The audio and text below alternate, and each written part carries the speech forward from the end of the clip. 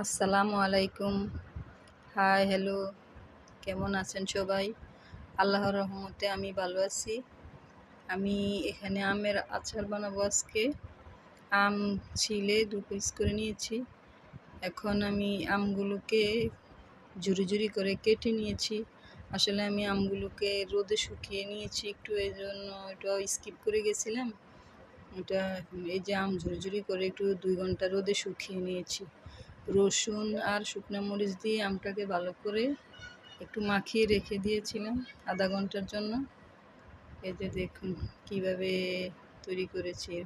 এখানে আম আছে, রসুন আছে আর শুকনো মরিচ আছে। তারপর এখানে আমি একটা কাঁচের বয়মের মধ্যে এটা রিজার্ভ করে নিয়েছি। তারপরে যে এখানে আগে থেকে সরিষার তেল আমি গরম করে ঠান্ডা করে নিয়েছি। এখন আমি এই যে বয়মের মধ্যে তেলটা দিয়ে দিব। এটা আপনারা 1 বছর পর্যন্ত রেখে খেতে পারবেন, নষ্ট হবে না, রোদেও দিতে হবে না, ফ্রিজেও রাখতে হবে না।